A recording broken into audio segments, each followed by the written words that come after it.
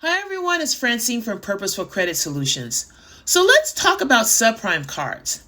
Subprime cards are cards for individuals with credit scores less than 560, 550.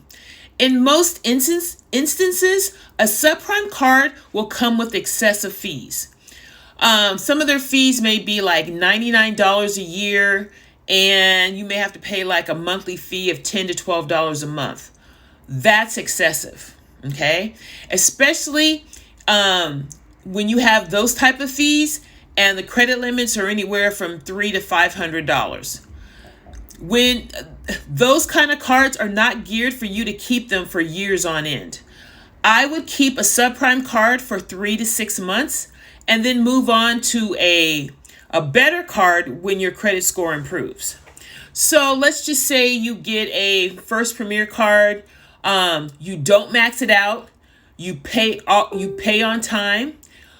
You pay your balance almost in full, and you keep it. Your score increases, and then you go on to a better card with less fees. Okay, so subprime cards are for people that have had credit challenges, for people that are rebuilding their credit, probably after a bankruptcy or a divorce. A lot of people have to go to subprime cards. And like I said before, do not keep a subprime card for no more than 6 months. It's only to get you to another level. And also, don't be so attached to your credit score that you're gonna keep those subprime cards and pay all those fees because your score is going to drop. That's what the subprime card market is banking on. That's why I say only keep it for 6 months. So if you have a subprime card like a First Premier, Open Sky, or anything like that, keep that card for 6 months and then move on. And also, subprime cards can be secured cards. Secured cards are very good to rebuild your credit. And all it means is that you're going to put up a deposit.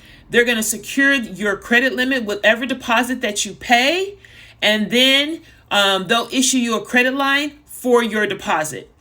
A good secured credit card would be First Progress. Capital One has a good card. They're not going to approve everyone. Open Sky. They have Open Sky and First Progress. They have almost 100% approval. So those are subprime cards. Drop any comments you have below. We'll talk soon.